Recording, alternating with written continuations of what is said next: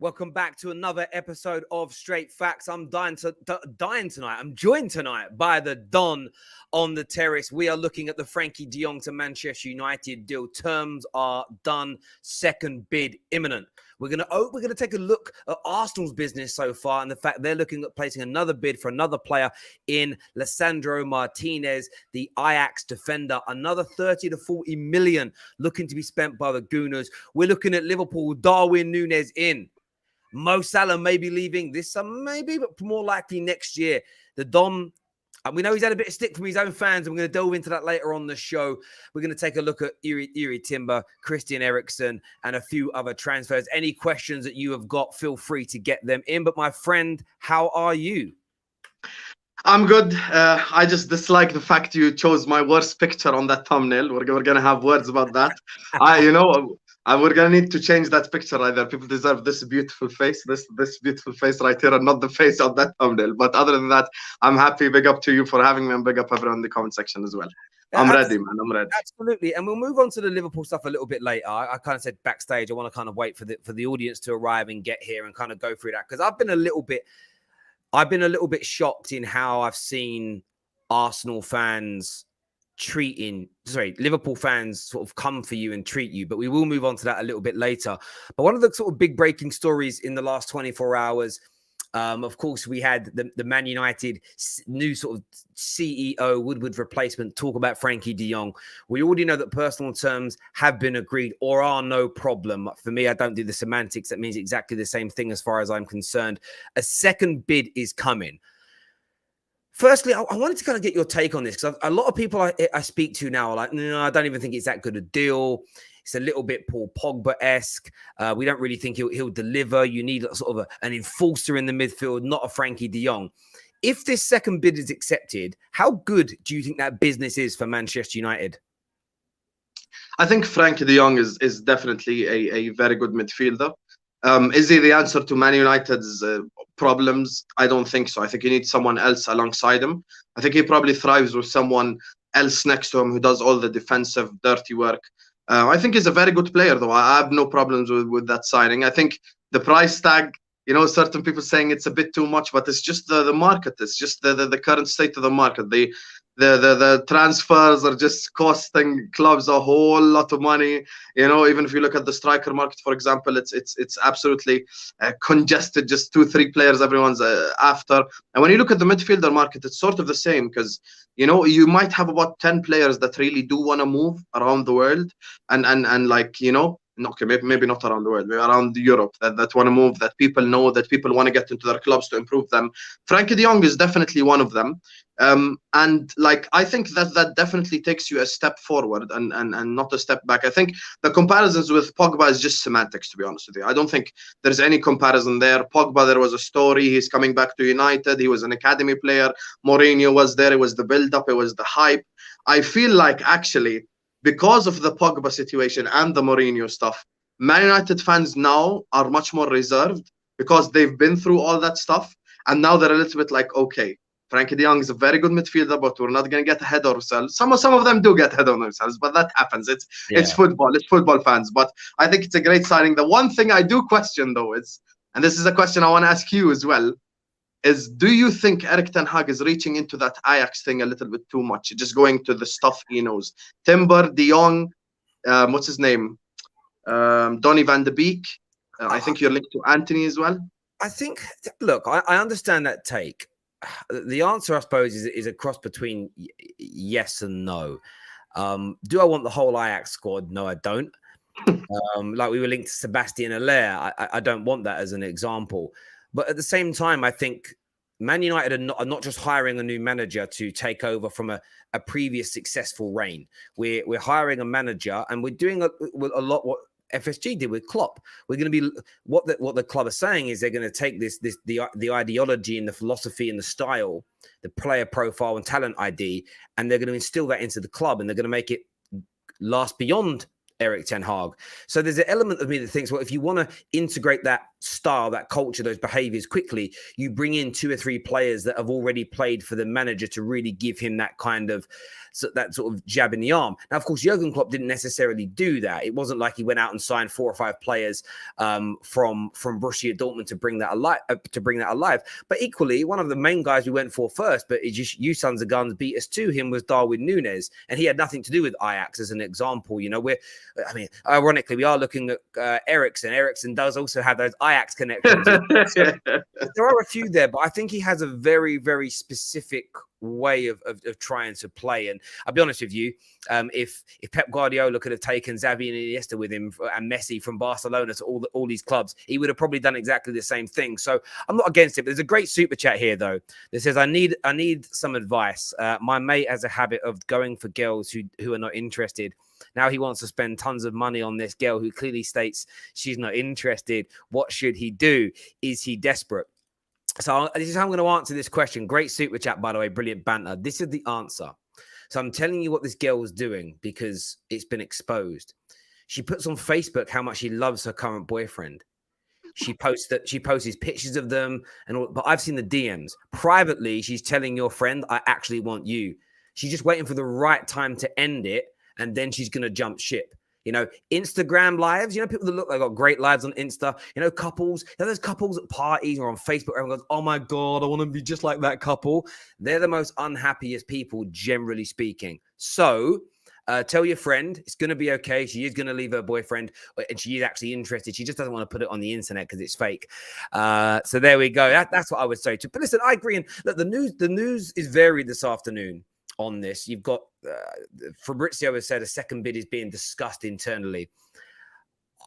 A couple of the people that do exclusives via Give Me Sport have said that, you know, a second bid is fairly imminent. Jamie Jackson of The Guardian has said a second bid is fairly imminent. It's still going to be under the original asking price of that Barcelona want, but United feel they can get this done, and they have to get it done now though because of what Richard Arnold said yesterday. Like, what did you make of that whole situation? Richard Arnold kind of sitting in a pub having a few beers with the boys, as it were. I actually watched that video. You know, first of all, big up to Richard Arnold for being that honest to a bunch of fans. And I feel like that's the sort of communication you do when you get that. You know, maybe one day I'm just driving around in my capital city and I see like John Henry and I sit him down and speak to him. I doubt that's going to happen, but, you know, I think I like the way he communicated. And he sat down and he like, you can even see the way he's speaking. He's speaking like more like a Man United fan than he's an employee. And to the guy that recorded it, I think, like, here's what I'll say. I think people think that's a negative because he recorded it and put it out for a few retweets and likes, but it's actually had a reverse effect because now everyone likes Richard Arnold. Everyone's just speaking about him in the most positive light. Everyone's going like, oh, he's actually communicating with us, and it sort of like worked. Like, by the way, not on purpose. I don't think he put it out on purpose to make people like him, but like it just came out in a way where now everyone watched that video and like, okay, this guy like actually loves us. And the stuff that he said, like, okay, we have the money, and there's stuff he said that's a bit realistic in there. And, you know, and this is something that maybe a lot of us do say as well when we say like FSG out, Glazers out, Kroenke out, etc. And you're like, okay, so who's gonna come in? How are you gonna deal with this entire situation? And I think he explained himself really well. And it's actually a good PR stunt as well, because the people like him now. People who have never heard of him, don't know much about him, they fully just like him now, because that video actually helped the PR by mistake. Like, it just came as a stroke of genius from the guy who uploaded it, even though he probably just uploaded it to get a few retweets, we know. But like, when he did that, it actually affected everything positively, because everyone's like, oh, they're communicating with us, they're talking with us, this is what we're asking for, etc. And I actually have no problem with the video. I like it. I like the way he spoke as well. I think his vibe is the best thing for me. Like, he's speaking like a fan, and I really do like that. You know what I thought was interesting? Like, I've read one of the threads of one of the guys that was there, and of course he's entitled to his opinion, but he kind of made out like it was pre-rehearsed, scripted, and I kind of felt, well, an element of it is pre-rehearsed in the sense of he's telling you the plan, and the plan is a premeditated plan, therefore it's rehearsed. You know, if you were to say, what's your business plan for the football terrace? My answer would be rehearsed, because I know the business plan. I can, you know, it's not going to be, I'm not winging it off the back of a fag packet, as it were. But yeah, I think for me, but it's not staged though. That's the thing. I didn't feel that it was staged. What I liked about it is whether people believe we're going to deliver against it or not is almost irrelevant. The yardstick's been placed. He set the expectation. So with Frenkie de Jong as the example, we're gearing up for a second bid. 2 or 3 credible journalists have now said terms are agreed or will be no problem. I believe them, by the way, because my fervent belief is you put the official bids in once personal terms are agreed. That's all I've heard from transfer journalists 3 summers running. Now suddenly with Man United, it's like, oh, I don't know if they are agreed. So you're now telling me that the whole process that 99.9% of deals follow, this one mysteriously doesn't do one. Like the terms are agreed. It will join Man United if the bid is accepted. But we have to get it done now, because Richard Arnold has said we will do whatever it takes. We can't walk away over 5 million quid because you just sat there having a beer and said, we've got to get it over the line. So for me, I'm really, really encouraged by I am. And yeah, it's one of those deals where I think, we need it. You then look at the other midfield player we're looking at, which is Christian Eriksen. And this intrigues me so much because he's like, reading 3 or 4 reports, the way Ten Hag wants to play football. You can tell already he wants a possession-based style of football. So what he needs, and he also really likes Bruno Fernandes. When you read quite a few of the reports, he signed off on the new deal. So to get the best out of Fernandes, you need a number of people that can keep possession because he will lose the ball. So you need those players around him that are going to maintain that ball and possession. And Eriksen's an interesting one because most people fancy him to go to Tottenham, including myself. I think if Spurs put in that official offer, he will. But they still haven't done that yet. I mean, Spurs have offered a lot of money for a lot of people. They haven't made an offer yet for an offer to Christian Eriksen. So United have got a great chance there as well. But do you feel like that type of player could work at United under Ten Hag? Eriksen, De Jongs, Donnies. You sort of mentioned earlier, like, do I think he's going to Ajax? Do you have the sense? Do you have a sense that will fail? Like it'll be too lightweight or not right for the Prem? I think you kind of responded a little bit earlier on when I asked you about it, and I feel like, listen, Klopp didn't bring anyone from Dortmund. Pep didn't really bring anyone from Bayern to City. The Klopp didn't bring anyone from Dortmund to Liverpool. I feel like maybe if he just reaches into that Ajax bag a little bit too much, I feel like he's just going with the stuff that he knows, and that's not necessarily something that's completely wrong. But I feel like sometimes the stuff that you don't know turn out to be better. I.e. Klopp wanting Brandt and Götze and then getting Salah and Mane instead, which would have 100% was better than us getting Brandt and Götze. And I don't think it's wrong per se, because I think it's okay. Like, he can go to Ajax and get his 2-3 best players from there. But like now looking at it, is he just trying to recreate 18-19 Ajax, the one that got to the semifinals or something? Because I feel like, bar Eriksen, will Eriksen be a good transfer? He's good for the short term, but long term, I don't think he'll be there if the fruits of this whole Ten Hag thing. We've offered him a 1-year deal with an option for us to extend for a year. So you are right. He is a short-term option, because what we can't do is buy 6 or 7 players in one summer. In terms of, even if they're all 30, 40 million, we're not buying 6 or 7 of them. It's impossible. So if you can pick up a free transfer or 2 in there, it kind of sort of gets that blend. But I'm not overly worried about Manchester United's window. A lot of people are. There's a comment that came through a moment ago from Sean, who said, let me find this comment from him. He said, Terry, why is every transfer window a soap opera for United? Sancho dragged for 2 years and now De Jong. De Jong's transfer has been going on for 5 weeks. I just don't see it as Liverpool working on Darwin Núñez for 4 months, 3-4 months. Yuri Tillemans is close to Arsenal. That's a 12-month deal. Teams were fighting for Haaland from 18 months ago. Teams have been vying for his signature and working on that deal. 5 weeks is not a long time for a transfer. Yes, it's some people find it nauseating, but it's because they're ignoring.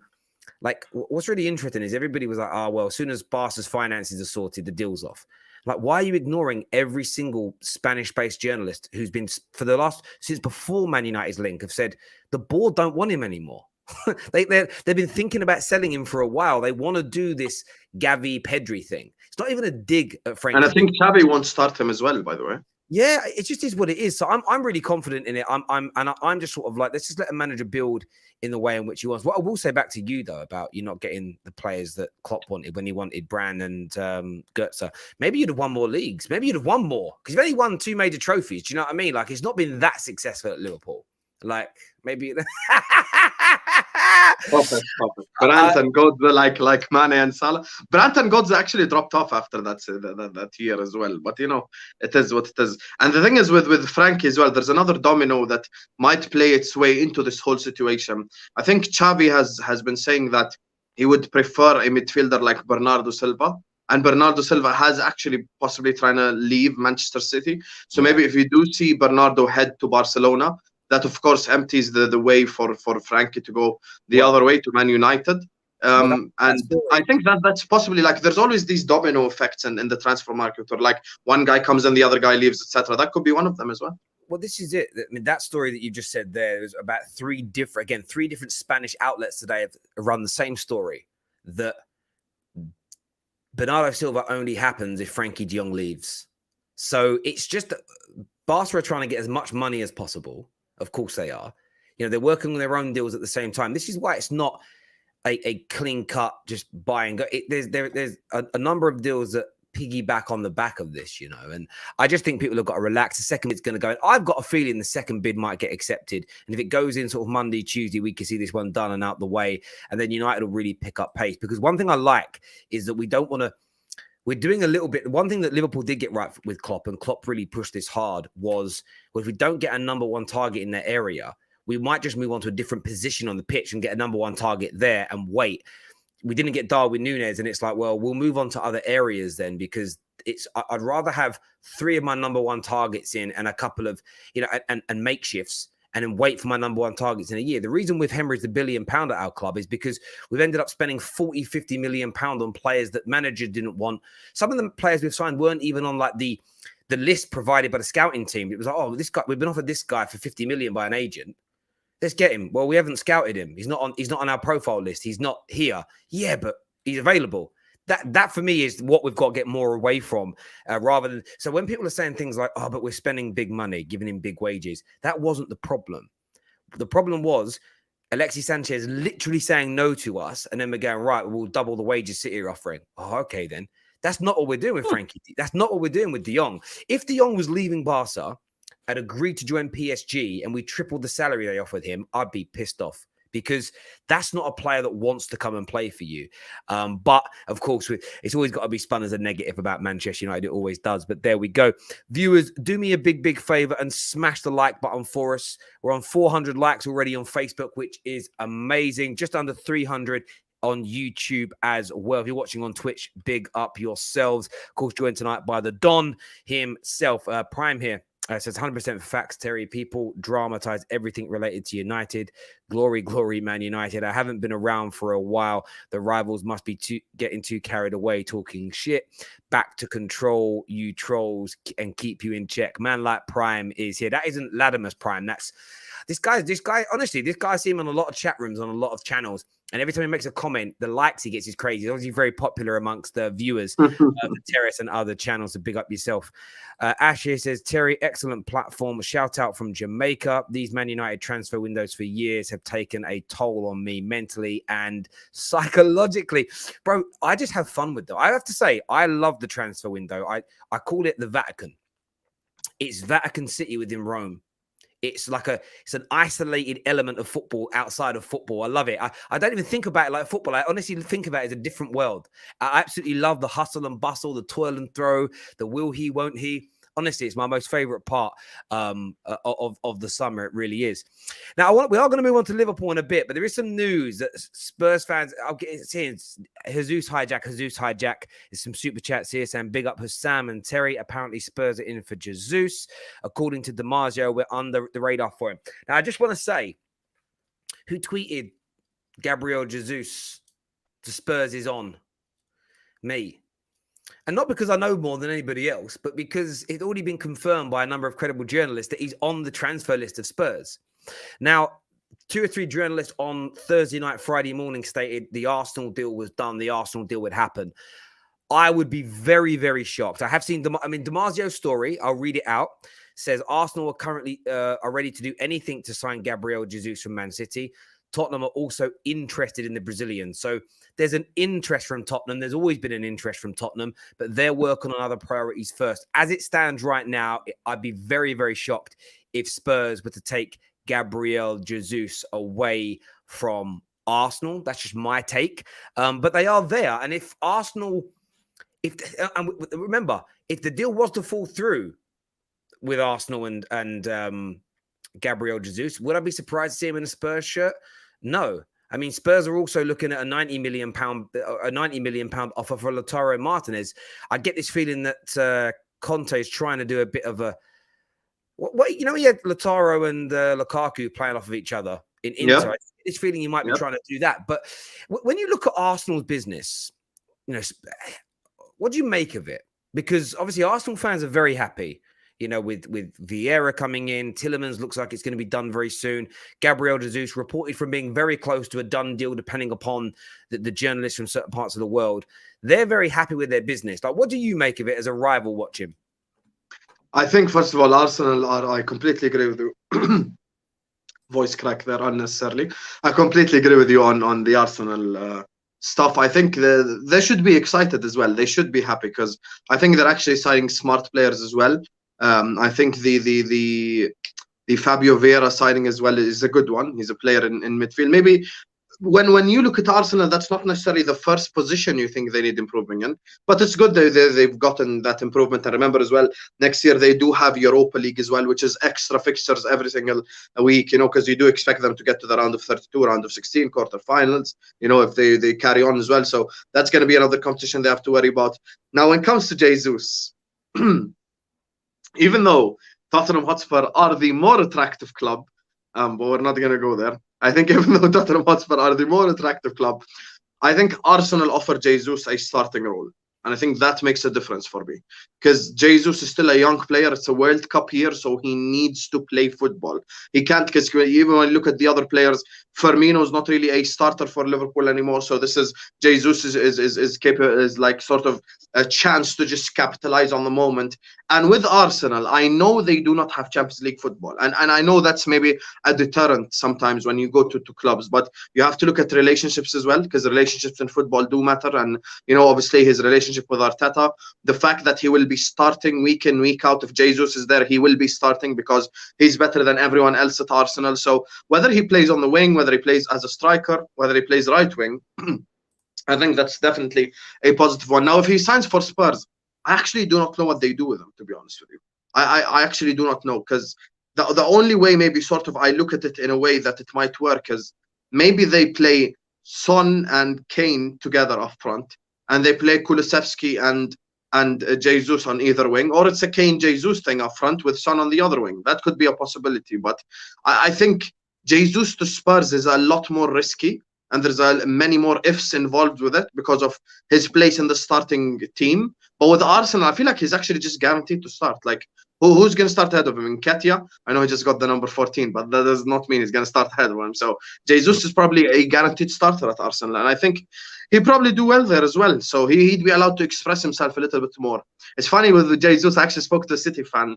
I sort of described Jesus when he first came in. He's like, he's a player that operated around the box a lot, and he actually expressed himself and etc. But of course, as you know, Pep and Klopp, they sort of honed that in for the benefit of the system. So I feel like at Arsenal, you might see a different side to Jesus that we don't actually see a lot of at City, that where he expresses himself, he's around the box, he's trying to create for others. So it's definitely a good signing. And now you've got three clubs competing for that fourth spot in Arsenal, United, and Chelsea, and it's going to be absolute mayhem next season for one position. So yeah, it is, and I think look, from my point of view, I agree with everything you've said there about the Gabriel Jesus thing. I think that he still is more likely to pick Arsenal. And I'm just reading some more reports as you were speaking there from Damasio, where he has simply said that Arsenal will do everything they can, but Spurs will give it a try. And again, for me, what that means translated is that they'll throw their feelers back out to the agent and say, look, this is what we're willing to offer, the position in the squad. Does he fancy it? There's Champions League. We think we've got a better manager, etc. What does make me laugh is I got called out by a big Arsenal account called, I think, now.arsenal, who are like, because I do the whole so-and-so is on to a club. When either I've been told, what I do is this. So I did it with the Yuri Tielemans update I gave on Saturday. So when I read a rumor or I hear something, I'll go out to the journalists that come on the terrace and other journalists connected to Give Me Sport. And I'll essentially speak to them and a few agents that I've met through my times. And I will ask them all the same question. This is what I've heard. What have you heard? And I'll wait for them to reply. If enough of them come back to me confirming they've heard the same thing, or 100% is happening, or then I'll go out and say, like, Gabriel Jesus to Spurs is on. If they all come back saying not heard a thing, I don't tweet about it. I'm covering my bait. Do you know what I mean? Like, I'll do my research on it. But this guy come out to me and was like, Gabriel Jesus to Arsenal is on. However, Arsenal still lead the race. You had never seen such great reporting in my life. It's like, bruv, Twitter, innit? Do you know what I mean? What do you expect? Like an encyclopedic breakdown of the deal. Equally, like I just replied to him. I thought it'd be a laugh. I'm like, mate, like Damasio just confirmed the exact same thing I did 5 days ago. Like I do say it to people. If I tweet something without quoting a source, it's never, I do not make it. I swear on my kids' lives, like I would not sit there and just make up a random transfer story that hasn't, the thing is as well, I'm not even saying I'm first. I've never made that claim. Like, oh my God, I've got this news before anybody else. It's just a case of I'm putting it out there. But what I've found about this transfer window, which is weird, is that up until about a year ago, Arsenal would have loved Spurs to have been in for Jesus generally, because we get him, we get to say we rejected you. But now there's this new phase of no, I want it to only be, I only want it to be my club that we're in for him, like he only desired us, like we were the only ones for him. Does that make sense? It's sort of like, it's kind of weird to me. Like Man United were definitely looking at Darwin. I've seen Liverpool fans like, nah, you guys weren't close at all. Now, he did really consider Man United until you guys made your official approach, and then he said, see you later. It's almost like they don't want to celebrate him rejecting us. They don't want to even think about him even considering looking at us. Does that make sense? And I get a bit of that. And by the way, Terry, I just want to say one thing on the transfer thing. The transfer thing is so weird now. And it's like they always get at people. And there's other people that even now I'm not maybe on the best terms with who tweet out transfer stuff. And I always sort of defend them behind their back and stuff. And I always go like, guys, you do realize the actual journalists sometimes get it wrong. Like people who get paid to actually give you transfer news get it wrong. And I take myself to 10 years ago.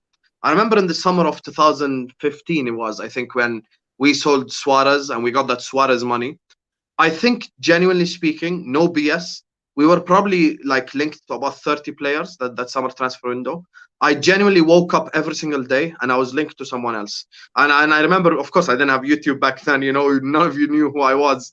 And back then, I think there was like this Celtic left back named Izquierdo, I think, something like that. We were extremely, like, very heavily linked with, and it was like a 2-week thing, and we just didn't end up getting him. Sorry, I feel like this whole like transfer situation, people don't even want to hear the links anymore. Like it's gotten to a stage where if HUSAM tweets that Salah's gonna sign a new contract, he has got to sign a new contract. If someone's gonna, if HUSAM tweets Saul is coming to Liverpool, he has got to come to Liverpool. Like stuff happens. Saul may wake up the next day and say, I don't want to go to Liverpool. Shit happens. The stuff that you say 2 weeks ago may not be accurate 2 weeks later, 3 weeks later. We're sat here talking about Tielemans. If Antonio Conte calls Tielemans right now and he's like, I'm going to start you next to Bissouma and you're going to get Champions League football, Tielemans might change his opinion and go to Spurs. Like, it's not that deep, man. It's the transfer season. You're going to get 100 different links. There was a guy on Twitter, I saw him tweet out like a list of players that were linked to United. I think it was 83 names that they got to. So, just enjoy the ride, man. Enjoy the ride. Well, there's links, and then there's credible links as well, isn't there? So you, like, for instance, De Jong, we know is a real link. Yep. As an example. When I look at it, when you get enough journalists from enough countries telling a variation of the same story, it feels real. When you get one obscure link and then every newspaper runs with it, but it's just all the same newspapers quoting the same story, I kind of ignore them ones. Like a few weeks, people have said, oh, why haven't you done anything on Milinkovic Savage this summer? Because for me, there hasn't been a single credible link yet. I might have missed one. I'm not saying I know all the links about everything. There was that player a few days ago, Sangari. I just haven't seen anything credible about it. So I don't really report on it. It's only when I go, well, those two really prominent journalists have mentioned it. That account I follow, they've mentioned it. This one, they've mentioned, and it's trending and it's really topical. That's what I tend to focus on, but I just enjoy it, And as I say, I went on Friday morning and, Gabriel Jesus to Arsenal is a done deal. I quoted the journalists and, we had actually one of your ex-boys, Enrique. There is, a number of journalists. Jose Enrique said it, who's now doing what he's doing in the media. You had a prominent Portuguese journalist say it, and you had Grimes say it. And Grimes is an interesting one to me. I love following her stuff because I don't really know why she shares it or what her kind of end goal is. That's why I quite like her. But like, I quote the people, and if it turns out that it's not true, it goes the other way. As a YouTube content creator, I don't care. Like, I keep saying this. I get a lot of people message me and they're like, "Are you not worried about being credible?" I'm not trying to be credible. I'm a content creator. I create a platform for you as football fans to discuss. So if you want to turn up and go, "I think that journalist is a lying son of a gun," come say it. If you want to say, "I think this is going to happen," come say it. This is just for me. This takes me from the school playground into the work environment to going out with my friends, where we would just read these stories in papers or see them on Sky, and then we'd sit together and talk about them. That's all fan channels are. And I'm still, some people, I think, have this weird view like we're proper media. We're not. We're fan media. We're looking at everything from a fan perspective, not from a journalistic point of view per se. You know, but yeah, it is what it is. And listen, I want to say one thing is that I'm not here to defend Terry. Honestly, like I'm just being honest. You know, because the content creator thing actually bugs me. Like, it genuinely just bugs me deep from inside. Because I feel like there's an expectation with people who go on YouTube to like somehow just like speak on it when it's official and shit. I'm like, okay, so let's assume I have my YouTube channel. So I'm gonna do one live in the summer for Nunes, one live for Mane, one live for Calvin Ramsey, and one live for, you know, let's assume player X we get. So all 3-4 months, I'm going to go on YouTube live 4 times, just talk about 4 players, and shut down my channel for the other like 120 days, and just sit there going like, oh guys, it's not official yet, so I can't talk about. Like, come on, man, what's going on here? I nearly snapped the other day. Do you know what you'll find as well? Some content creators get really angry in the transfer window, and it's because they don't really get traction. No one likes listening to them talk transfers, so they get really angry that in the summer months they're dead. But one guy was calling out YouTubers the other day for like covering speculation. Now, this guy works for a particular football website. I'm not going to mention names because I don't want to start any beefs, who literally aggregate the vast majority of transfer rumors. So I'm like, your fucking employer does it, you moron, and you're moaning at others for doing it. It's what you find it is really, some people just there might be someone who dislikes you or dislikes me or dislikes Goldbridge or dislikes AFTV, and they'll say something. But as a general rule, it's just, well, no one cares about my opinion on this, so I'm going to say that none of us should be doing it. It's like, yeah, of course, mate, jog on, mate, get out of here. But that's just it. It's all it really, really comes down to. It's so funny. Oh, Lord. I wanted to ask you, so Mo Salah, unlikely to be signing a new deal as it stands right now. Unlikely as it stands right now. On top of that, Mane's gone. And there is talk, and I know there was a report from Sky today saying your transfer business isn't done. But the other day it was kind of reported by Paul Joyce that your transfer window as a club could be done for the summer. Now, firstly, I want to get your take on Mo Salah not signing a new deal, what you should do with him. But you kind of had a bit of a pop and were like, we need more. Essentially, you said we need more than this. We're fighting for top 4, not the title, if we don't make any more signings. And you got a lot of stick. And a lot of people kind of came for you in the social media space over that opinion. So I want to kind of talk about those things. But firstly, Mo Salah not signing a new deal. What should you do? Keep him for a year, sell him now, or just pay him his money? Like, where's your head at with it?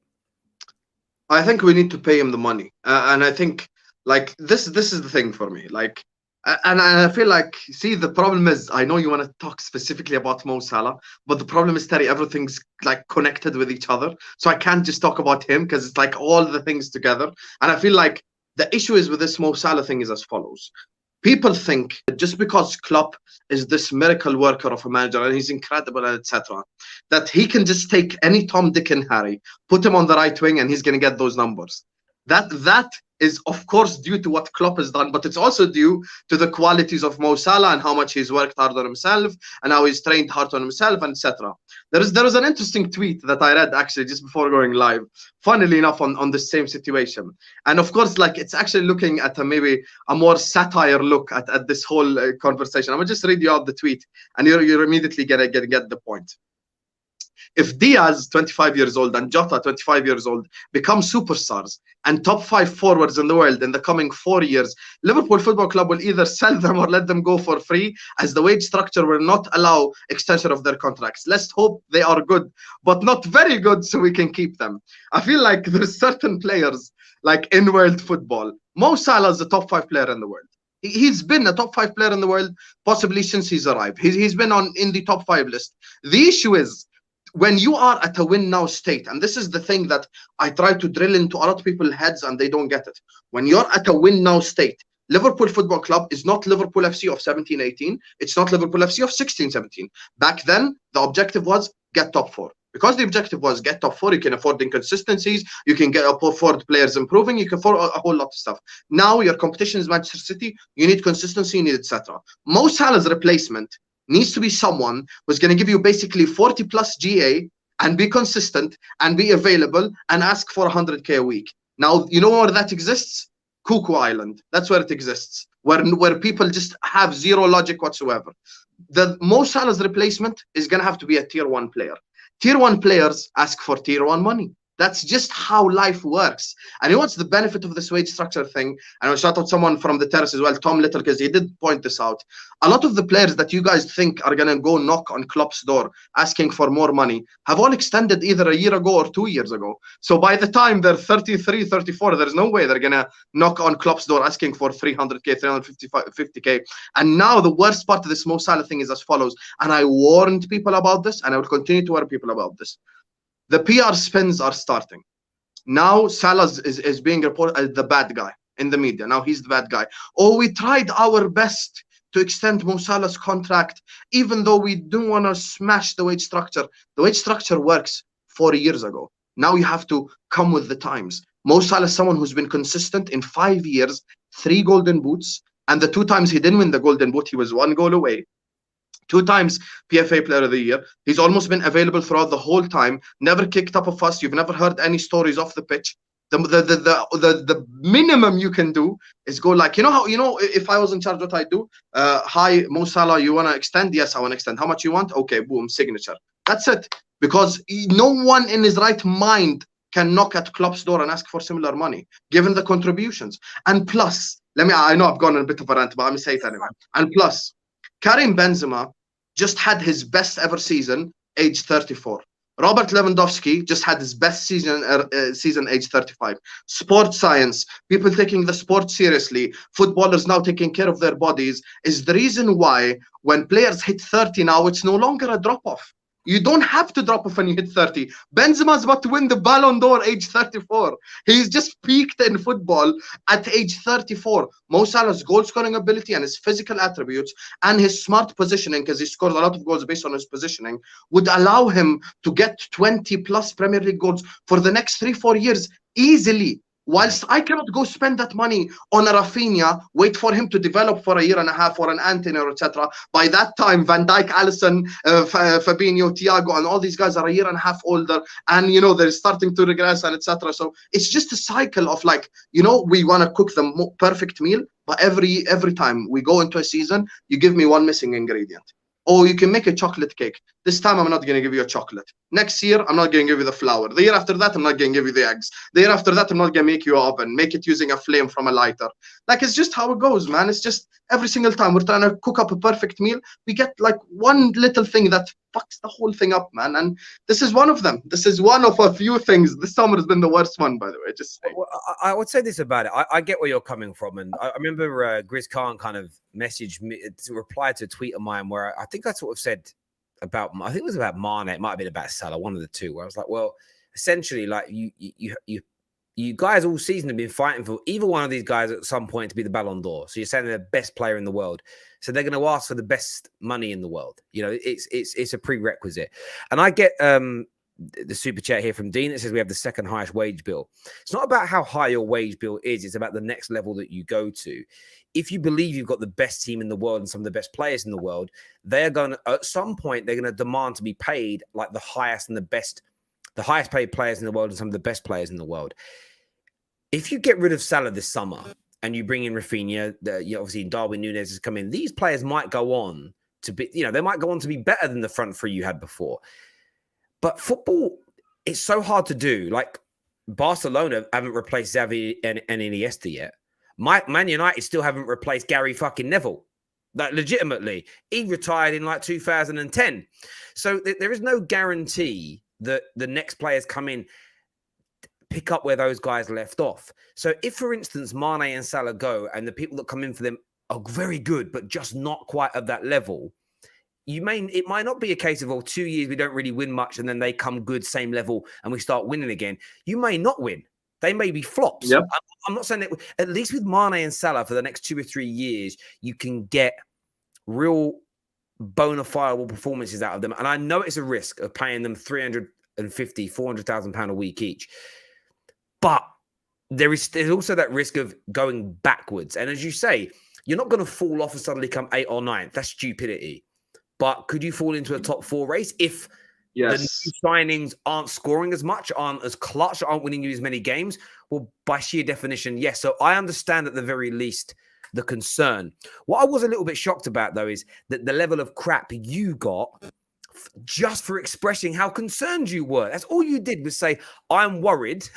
I'm worried about the direction that we're going in. And I've never seen someone, even people that know you, were like, oh, maybe, about you're just doing it to make your channel grow. You're just doing it for attention. You don't really mean it. Like, what's your feeling to that? First of all, the whole negativity for views thing is so overdone. I feel like anytime you criticize constructively, you get called negative.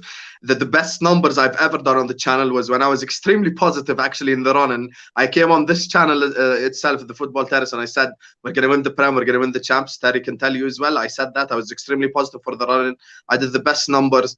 Negativity doesn't get numbers as much as people think. And even if it does get it, it does not get it in a positive way, as in people are coming back to watch you, because people will come back to watch you only if you're negative again. And here's the thing, and I'm gonna just say it as it is, and I don't give a shit who's watching. I don't give a shit if anyone feels called out. You're called out. If the shoe fits, wear it. With the Liverpool content creator fan base specifically, we have this sort of positivity fetish. It's almost like positivity Olympics. Who can be the most positive? Who can kiss John Henry's ass the most? Who can, worship Klopp the most? Astaghfirullah. Who can worship, our manager the most and not constructively criticize any decision? Who can, be the most positive top red and go like, guys, we're gonna win the quadruple, and do all this extra shit? At the end of the day, any person. And here's the thing: if you want me to deal with the facts, I can deal with the facts. I made a whole thread about why a midfielder is a necessity, and I feel like it's gotten to the stage where stating the obvious and actually constructively criticizing is frowned upon. Why? Because it's just the same shit over and over. I promise you, Terry. Last summer, I just started off this YouTube stuff. I heard the same regurgitated 3-4 sentences every single day of that summer transfer window. And I'm smart. So I learned from last summer. I'm not going to allow myself to listen to the same exact shit last summer.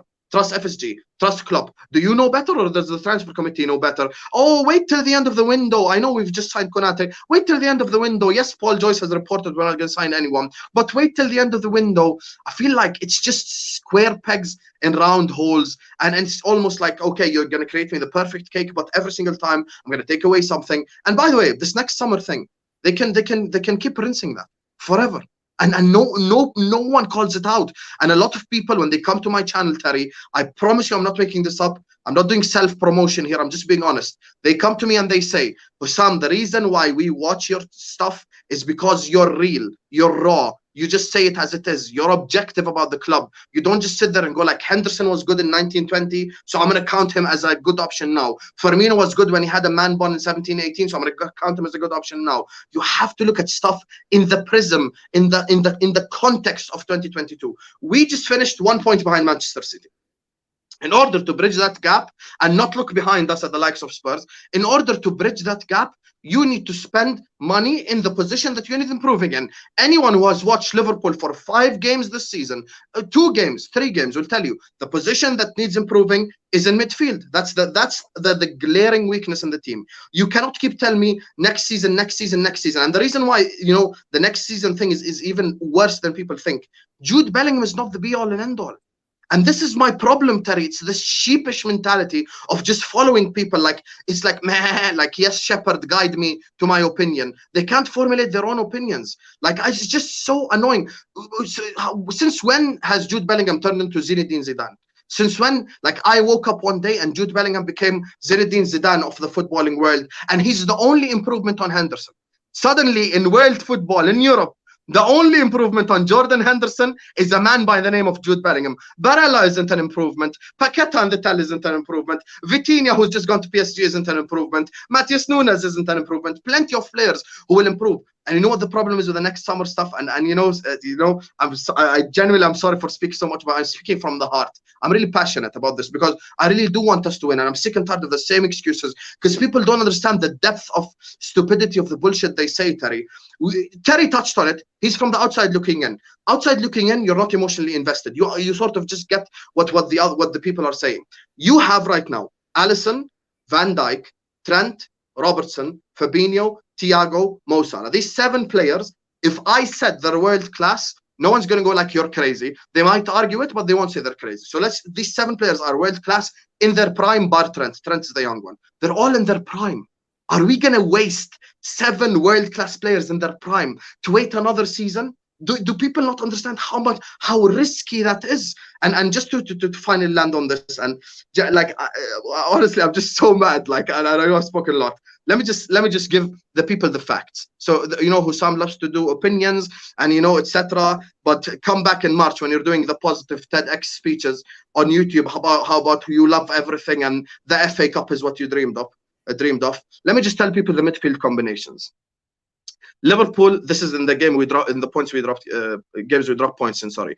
Liverpool, Brentford, Liverpool, Man City, Jones, Fabinho, Henderson. Liverpool, Brighton, Keita, Henderson, Jones. Keita came off, Ox came on. West Ham beat us 3-2, Ox, Fabinho, Henderson. Liverpool 2-2, Tottenham. We went away to White Hart Lane. Listen to the midfield, listen to this. Morton, Milner, Keita. That was an actual midfield we fielded in the league this season. Leicester 1-0 Liverpool, Ox, Fabinho, Henderson. We went away to Stamford Bridge, Milner, Fabinho, Henderson. Our best run in the league this season has been when Thiago has been the most fit and we were able to rotate with Keita and Henderson, and we went on a crazy run of games to claw back that lead. So the proof is in the pudding.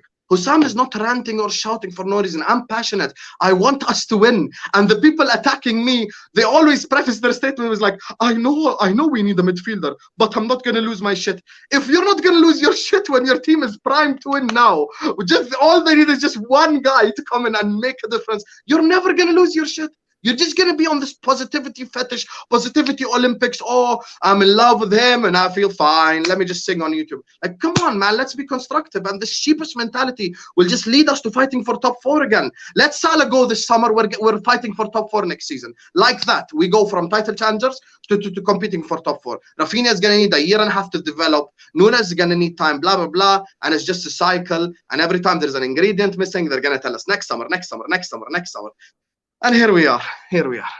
Listen, I get all that, and I also I do understand Liverpool fans that come from the angle of you predicted that we were going to battle for top 4 last year. We ended up battling for a quad. And I think, listen, the Luis Diaz signing in the January helped do that. There is also the notion of, well, what if you bought him in the summer and you started the season with him? 1 or 2 more extra points in the earlier parts would have seen you over the line. I think what I would say though is, if we just look at the league, I still think with the business you've done, if you didn't do any more signings and you keep the squad as it is now, you can win the League Cup, you can win the FA Cup, you can win the Champions League. I don't think you win the league because City are about to add Cucurella to their team. They're going to add they're going to replace Fernandinho, and they've gone and signed two very young but very, very prominent, scary-looking strikers. And you've responded in one of those areas with Darwin Núñez. Whether or not people think he's good enough or not, you have responded, spent big money. But it's a fact that City are going to improve multiple areas, and as it stands right now, I think I make them as my out-and-out favourites to win the league. Selection here. A long time no see selection. He says, if we do sign Bellingham next summer, Salah leaves on a free and won't get a free one, Salah successor until the next summer. Well, but that's also the fear, isn't it? As you kind of alluded to. That's the point I mentioned as well. I work with a Liverpool fan. I said to him, I just asked him the question. So, are you concerned if you don't sign anybody else? And when I say concerned, people have got to contextualize it to concern about not winning the league. And I'm not talking, I don't think you're going to drop off and finish 5th, 6th, 7th, anything mad like that. He just said, no, we'll get Jude Bellingham next year. And it's almost like this just sort of nonchalant, it doesn't matter, it's all going to be okay. And I suppose, listen, like you've had a great few years, challenged for a lot, won some major trophies. So you're not, I get the whole notion of people thinking, oh, you don't need to rant like you're on, like, you know, the Claude and Troops days on AFTV. You don't need to rant like Man United fans are because we're in the mud. But I also get the point of if you went and bought Jude Bellingham, for instance, or a top class midfielder this year and added it to this team, I just think it changes the dynamic again, just as Luis Diaz did in the January. So I totally understand where you're coming from. Man like Slens, long time no see. He says Klopp's system can turn a potent goal scorer into a top goal scorer in the league, in my opinion. And listen, I think it can. He's proven he can do that because when you actually look at the Mane, Firmino and Salah signings, no one looked at them I did with Mane, to be fair, because I wanted them at United, but nobody looked at them and went, yeah, they're going to kill it. But equally, the players have got to be. I mean, this is what we haven't seen. I mean, I haven't seen in my adult life anyway, not even my adolescence. I haven't seen a brilliant Liverpool team be rebuilt.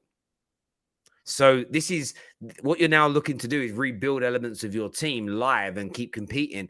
And this is one of the reasons why when you speak to other managers, they all say Fergie was the greatest because he managed to rebuild teams and stay actively winning in that process. And it's a very hard thing to do. And it's, you know, Pep Guardiola's doing it for me, the first time in his career where he's rebuilding while he's still trying to win. So it's a very different type of achievement because fans are unforgiving. But you know, Man United fans with Fergie in his early years, and there was a period kind of when Arsenal did the Invincibles and Chelsea were winning, there were questions. Is he past his best? Should he move on? Are we doing the right things? But a great point there, Slens. Hope you're well.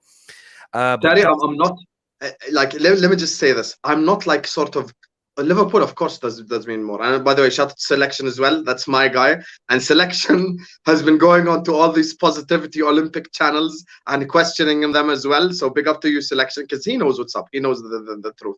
And the thing is, like, my issue is we are at a different state.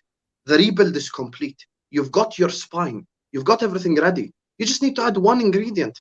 One ingredient makes that much of a difference. Like, and it really does make a difference because that's our weakness. You can't not improve your weakness when you're in second place. Like, you know, you're about to, you do know if the reported outgoings are true. We're actually in a negative. I know he's going to say net spend is not real, but that's not the point. We are in a negative net spend, as in the outgoings are actually giving us more money than the incoming is in Darwin Núñez. So I feel like it's kind of a situation where you just sat there thinking like, okay, we just finished second, 1 point behind. Surely this summer specifically, we cannot wait till next summer. And this refers back to the positivity Olympics thing. Terry, I dare you. There's about 2-3 Liverpool channels that do that maximum. I dare you go on YouTube right now and search up Liverpool midfielder. Just search that up and go watch every single one of them. I'm sure we'll be fine. We don't need any midfielder right now. We've got Henderson. It's just the positivity that makes me want to vomit. You know, that obnoxious positivity. That type. That's just not even like feeling the issue. There's zero. Like, they're not sensing it, Terry. They're not sensing it. And come March time, they're going to be saying the same shit again. They're going to be saying, oh, we're going up against the Oil State Club. We're competing against Messi. I understand. But we're not going to win this stuff without the actual upgrade. Like, Stevie here says, Jesus, here's Terry pushing the Man United Ferguson greatness agenda again. You should look beyond the end of your nose, Stevie. When I do that, do you know what? I'm giving you guys like ammunition. Because I'm talking about if you rebuild teams and while you're doing it, you continue winning. When one of your managers does it, it forces me to praise them and say how brilliant and great they are. I won't change my opinion. Like, I'm just telling you the reasons why something's so hard. If Klopp keeps winning whilst rebuilding, do you understand the level of greatness that puts him in? When you look at a lot of managers and you actually look at their greatness, it is like in a block.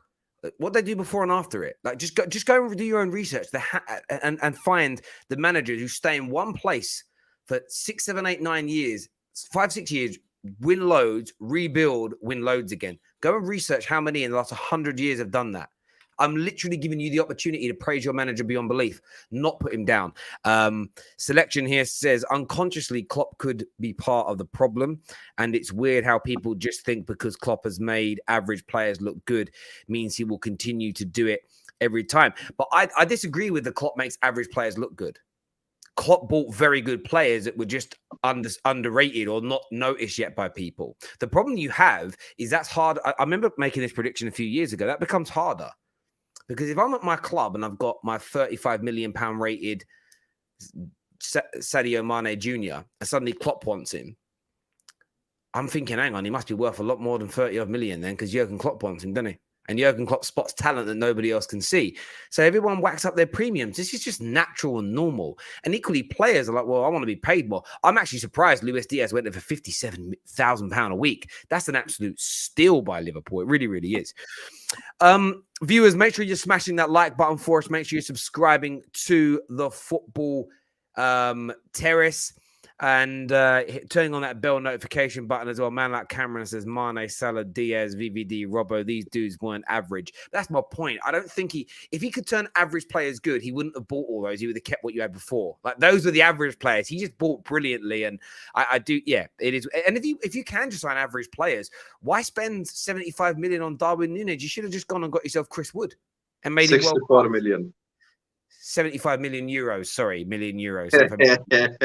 Don't try it, Terry. 64 million. That spend is real. Just for a bit of an update on things, people. So we spoke about Frenkie de Jong already.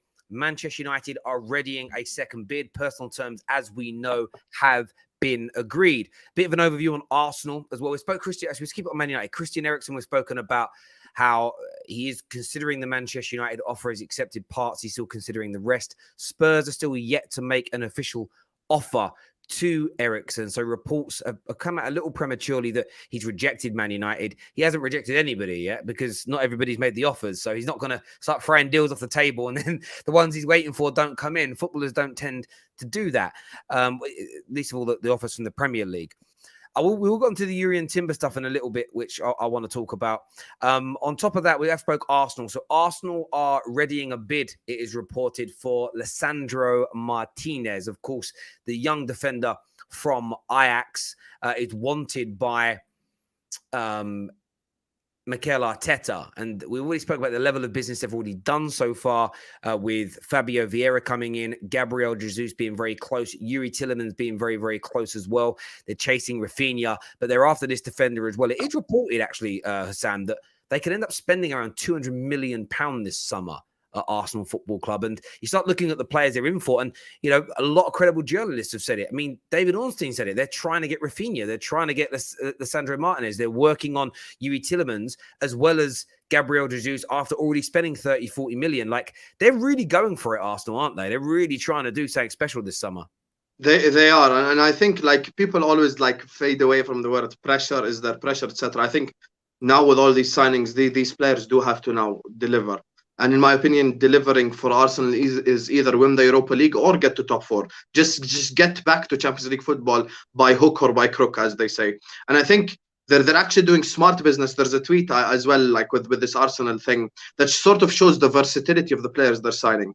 Fabio Vieira can play the left-sided 8, the right-sided 8, right wing. He can play the number 10. He can play as a false 9. Lisandro Martinez can play left centre-back, left-back, and in defensive midfield. Gabriel Jesus can play across the front three.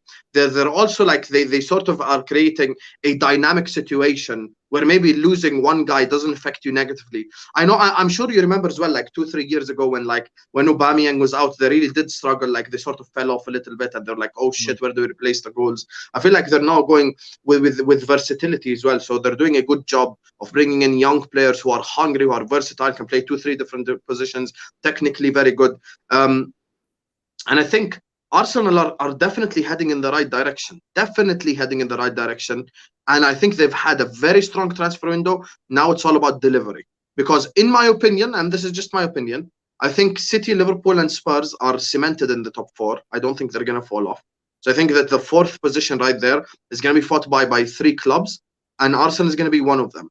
And if they take advantage and if they play their cards right and don't rely on the Europa League, because you never know what happens in Europe, You never know what happens in Europe. You can't be going into that last Europa League game, finishing in 7th place and going like, oh, if we win this, we get Champions League. That's not strategic. So I think Arsenal fans should be very excited, because I think they've got a important season, and possibly Arteta's most important season, I think, ever since he's been manager as well, because they've spent a lot of money on quality as well, by the way. Yeah, no, I agree. I agree. I think they are doing the right thing. And I know a lot of, again, that's what I like about the window. I like the to in and the throw in. So 1 minute fans are up, 1 minute they're excited. Gabriel Jesus, as we say, Friday morning, 3 or 4 reports, we put them out and shared them that the deal was complete. It was done. It was just sort of being formalized and everything else.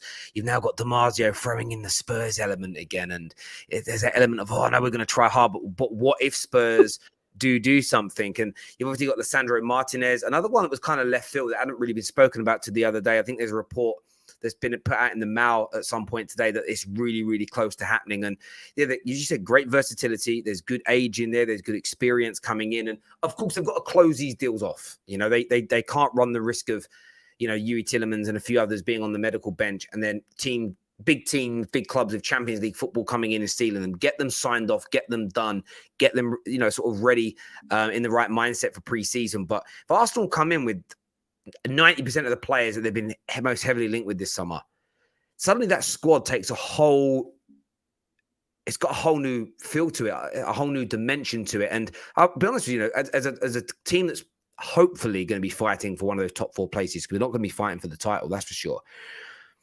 It's scary, actually. And with Spurs already looking like Spurs without a new signing, with a preseason under Antonio Conte, worry me. With Basuma having come in, Ivan Perisic being there, they are going to sign a quality centre-back. I'm absolutely sure they're going to sign a quality centre-back. They look like they're trying to sign another striker, whether it's backup or the play with Harry Kane. They may get Christian Eriksen back for some extra creativity. Kulusevski and Bentancur pre-season, a bit more settled in England. Harry Kane happy and excited from the start of the season. They are going to be so hard to catch. Like, they're doing that. And it's kind of like Man United and Chelsea. I know the fans feel this. We feel like we're a little bit behind right now. We need to play catch up. And I'm sure the deals will come in. But I think Arsenal fans should be excited. And as I say, Chelsea are definitely behind, though. Chelsea is the one shock for me. You think? Yeah, because I understand the new owner stuff and stuff, but I feel like they've not actively done anything yet. Like, I understand it's a new owner, there's a transition, there's blah, blah, blah. I genuinely understand all of that. But what I'm saying is, like, I'm kind of shocked they haven't done anything yet. And I feel like Chelsea fans as well, I don't think they realize the amount of work that needs to be done. That's another one. And by the way, speaking of Tottenham and Arsenal, I'm going to just be honest, Tottenham scare me more because of the caliber of the manager and the players that they have and the players that they're linked with. They're linked to Bastoni and Bremer, both who are incredible defenders. With Chelsea, I'm going to tell you why. Thiago Silva I know people have spoken about him highly, and rightfully so, but he's very old. Christensen, Rudiger, Marcos Alonso, and Azpilicueta, all 4 of them, I'm going to just put them in the same bracket, because regardless whether you rate them or not, brings nothing to the equation. They're just 4 players in that defense that are going to leave your defense.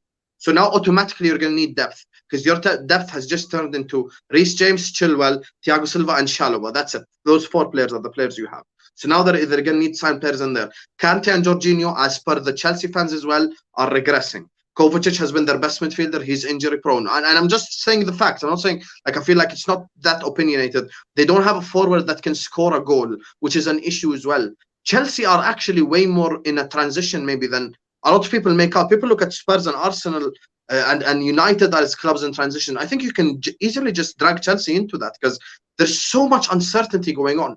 So much uncertainty. When you look at what happened at the back end of last season, let's be honest, that was embarrassing. The way they ended the Premier League season, that was embarrassing. And it makes you look at stuff in perspective, because you sort of look like, okay, so if the worst case scenario happens, this is the level that it would be at. So, and now I know they're linked to Sterling today was another one. And they're linked to I know they're linked to Dembele, but they're unsure about his injuries and stuff. But Chelsea do need to get to work now. Chelsea do need to get to work. Listen, Slens is overly positive. He's one of those positivity fetish Chelsea fans who's just out here going like, oh, positive. I'm going to get Darko to speak to you, Slen. I don't. Slens is actually someone whose tweets I see a lot of, actually. They come up on my timeline. Like, I think I've liked a few, comment on a bit of them. And I don't really interact with many people on Twitter. Normally, because it's weird, I get called out for it a lot. The other day, I responded to somebody, I disagreed with something they said. And then I was getting DMs from them saying, "Oh, I'm getting loads of hate because you reply." I didn't even retweet; it's replied. And obviously, my followers see my reply, and they were cooking him. And I'm like, "Oh, I'll get in trouble now." People are, "Oh, you've got to be more careful with a fan base like yours." I'm like, it's weird, isn't it? But no, Slens. I think Slens is like really balanced with Chelsea. He backs him when he needs to, but he can be quite critical. I think, look, Chelsea are behind, but they're behind because they had to stop work. Yes, they could kind of use intermediaries, but they had to stop work. And they're also going from, they're doing something different. Doesn't mean it's going to be bad, but it is like every other club. It's sell before you buy. There's an element now of we can't just we can't just continue to grow the debt because they're this big debt book with Roman of like 1 point stupid odd billion. That's not going to happen now. The books have got to be balanced organically, not with the owner going, "Well, I'll just basically you're saying Chelsea, welcome to real life." That's basically exactly. So I think they've got to develop a little bit more patience. But look, I think I still think they'll sign some decent players. I think when Lukaku and a few other players leave, they'll move on and they'll spend some money. They are slightly. I feel there is a feeling of them being slightly behind. But as they sometimes, as I always say to young men, that are dating young women, it's so often not how you start, lad. It's how you finish. Do you know what I mean? It's how you finish is very, very important. So Chelsea need 2 centre backs this summer and a DM and 1 winger. Use the Cobham Academy, which is factually clear of every team in the Prem by far, and bring in Colwell. Do you know what's interesting? I mean, yeah, they do need centre backs. I still think, we had Ben Jacobs on just last week, and he's like, "Listen, Koundé, de facto done deal." But I do get the stress of Chelsea fans. Every day that goes by and it isn't done, those Barca reports keep coming out and they don't want to go away. It's just get the damn thing closed off. Because if it's closed off and it's finished, that's it. It's over the line. It's done. Terry has 0... I don't know what that means. What does that mean? BCH. Do we know 0 bitches, I think he means. I have none. I got 3 kids, bruv. Done all right. Do you know what I mean? But I wouldn't refer to the mother of my children as female dogs. But no, I'm being pedantic. Yeah, none, bruv. Absolutely none. I've been told, by the way, as well, by my partners at Snack that I can't keep responding to people by digging into them, especially with mum jokes, because there's a lot of great mum jokes out there. Like, can you stop doing that? Lord. I've been censored. They've censored me. I was like, "Oh, really? It's just a joke." They were like, "Yeah, please refrain from it." I was like, "All right, cool." This is bad. Cool. Well, they do have Gallagher. Listen, again, there's 2 players with Chelsea. Gallagher, bro. I think they're pronounced Broya. I think I've literally heard about 10 people say 100 different ways. Yep. I think they need a chance, those 2. They really do. What's mad is I watched Tomori play for England and I've watched him for Milan a few times. It's like they should never have let that boy go. But I agree. and they ended up with keeping that Sarr, who I think just looks an absolute joker. But we'll see. Did you see Dembele saying he's happy at Barca? Did he? But listen, don't take what football players say to the press literally or even seriously at times. It's just the amount of times. I swear Fabian Delph did a whole "I'm not leaving, I love Villa." 2 weeks later, he's holding up the shirt. Do you know what I mean? Steven Gerrard would be a great example here. Wayne Rooney the same. They'll always talk about their love of Man United and Liverpool respectively, but Steven Gerrard's a better example. He'd always speak of it. And yes, he did a U-turn, but he thought about leaving. One of Man United's greatest sons, Roy Keane, of course, we bought him from Forest. He's openly admitted that he used to use other clubs as getting the money he wanted out of the club. This is just normal. It's just, honestly, I'm so surprised. Why hasn't Dembele signed if he is happy? Exactly. Yeah. If he was 100% happy, he wouldn't be talking to Chelsea and other clubs. On a real though, I thought no confidence that Chelsea will address the DM equals vital. Our midfield is disjointed. Marina and plus Tuchel messes up and end up 6. What do you think what do you think the reaction would be from Chelsea fans for Sam if they ended up sort of dropping out the top 4 this year, and falling bad? Do you think there'd be real panic setting in? Yes, and I think a lot of them will be Tuchel out. I've actually heard quite a few Chelsea fans already kind of losing their shit on Tuchel. I think Chelsea fans, let's be honest, and I'm just say it as it is, because they've been used to success, they have turned into spoiled brats. So they're unable to be patient. They've just been systematically designed to have 0 patience. So if they finish 6th, A lot of them are going to be Tuchel out. A lot of them. A lot of them are going to be, they're going to turn on the manager. It is a possibility, though, because the way I just broke down the sort of squad and team, I feel like it's genuinely something that can happen. Lukaku's leaving as well. They're not really linked to a striker, and the striker market, as actually they are linked to Jesus as well. So that's another thing. Like the striker market kind of stinks right now, if I'm being honest. I feel like it's 2-3 players. After that, it's a whole lot of risk. So, you know, Chelsea are in trouble, to be honest. They're going to need a whole lot of work. And if they do finish 6th, I don't give a shit what any Chelsea fan in the comment section says it right now. Genuinely, 80% of the fan base are going to say Tuchel out. We just know the Chelsea fan base. They're just systematically designed that way. So, Slens, bro. This guy is just after me today. Take down your Jorginho poster, Slens. Look at the facts. They are linked with Tyler. No worries, my G. Listen, I know it's a joke, but like when people say things to me and I go back at them and give them banter, it's never personal. It's just a joke. I think the report that came out earlier, I've seen Chelsea fans like scoff at signing Raheem Sterling. I'm like, bruv, he's better than any attacker you've got in your squad right now. Agreed. I think about it like I'm thinking Drogba. I'm thinking maybe Hazard, but not output-wise, maybe. It'd be one of the best attackers you've had since Roman took over. Robben's probably better than him. But, like, honestly, like I'm going to throw this number without even thinking about it. Top 5 maybe, top 7 definitely attackers you've had in the last 20 years. And the guy's efficient. He's played 339 games. 339 games he's played for City. He has over 200 goal contributions. He's out of this world. And a lot of people say he's a system player. A system player for Pep. Well, Tuchel's a system manager. So, Lord. And at 35 million they're talking about. Now, there were some reports that City want to try and get 50 mil. Not a chance with 1 year left on his contract, in my opinion. But I think Chelsea will do some really good business in the end. I do. I think they'll do some really, really good business. And Sterling is a positive signing. They need goals. Sterling is a goal scorer. There's nothing to complain about. You know, that's actual complaining just for the sake of complaining. I understand people who break it down and maybe we don't create as many chances as City. Accurate. But Sterling walks into that team and he's immediately your best forward. Regardless of what anyone says. Strikers and wingers included, he's the best immediately as soon as he walks in. So, you know, that is an improvement. And imagine they sign Dembele and he stays fit. But Dembele one side, Sterling the other. Suddenly... That's a good front three. That's a good front three. You do that and then you throw... Who would play up front? It would be Havertz. Yeah, Kai Havertz through like a false 9 roll through the middle. Suddenly, the attack looks dangerous and scary again. And Chelsea fans that are feeling maybe a bit negative or a bit worried, their minds... And I know that they need to fix the central areas. And by the way, if you pick up 2 attackers like that for a combined fees of around 35 mil, because Dembele would be free, suddenly there's a lot of money left for a certain... Declan Rice, you know, maybe maybe. Oh Lord! 100 mil, the big 100 mil bid comes in. Declan Rice is landed. Could happen. I have never seen a more dividing player in a fan base. Terry, I shit you not. I'm not exaggerating. You know, I work a lot on spaces. Every 3 seconds I enter a space, I hear a different opinion on Rice. Not one of them agree. Do you know what I think it is?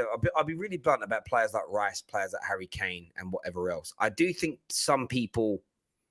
I think there is an issue with them being English, and because some fans feel, and some fans that are English think this, and some fans that are from abroad think this. Almost, certain English fans praise the English players more, protect the English players more, want the English players more, and they feel a certain kind of way about it because you know the political side of things and everything else.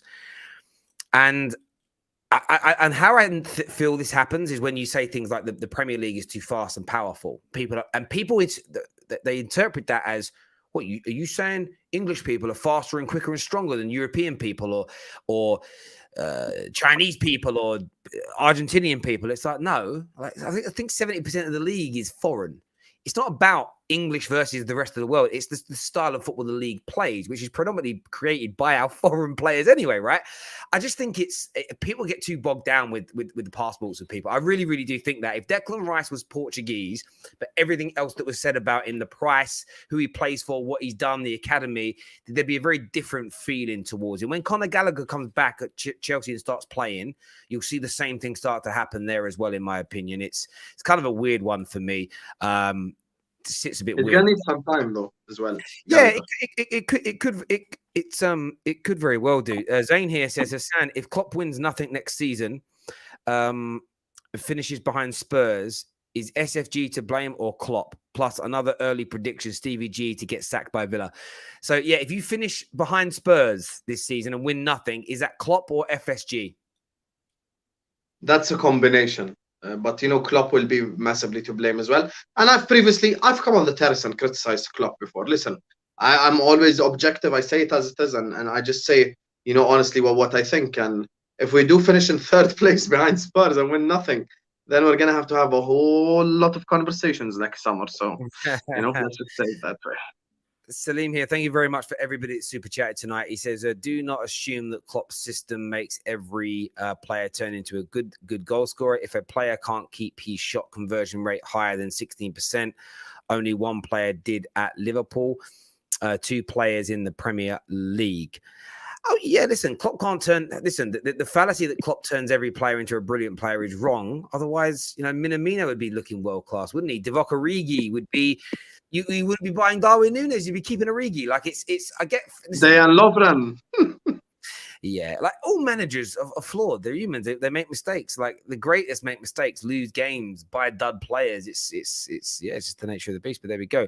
Are you going to be Klopp out if he drops out the top 2? What would make you Klopp out? What would make you turn on your manager? Terry, I've already had enough heat on me from these Liverpool fans. My face has been photoshopped onto inappropriate images. They're going all after me. They're calling me out on YouTube. Big content creators. I live rent-free in their head. Little HUSAM, they're calling him out on YouTube. Do you imagine? I'm now on the rent-free in their heads. If I say anything crazy like this, I don't know what the hell they'll do, so I'm not involved. I'm not involved. Nice try, Slens, you snake, trying to set me up on my debut on Straight Facts. There we go. Listen, everyone that's tuned in today, really appreciate it. Sam, a pleasure to sit and chat and go through some of these deals with you and get your take on things. Viewers, make sure you smash like buttons before you leave. Make sure you subscribe to the Football Terrace. Until next time, take care. Goodbye. God bless. And we'll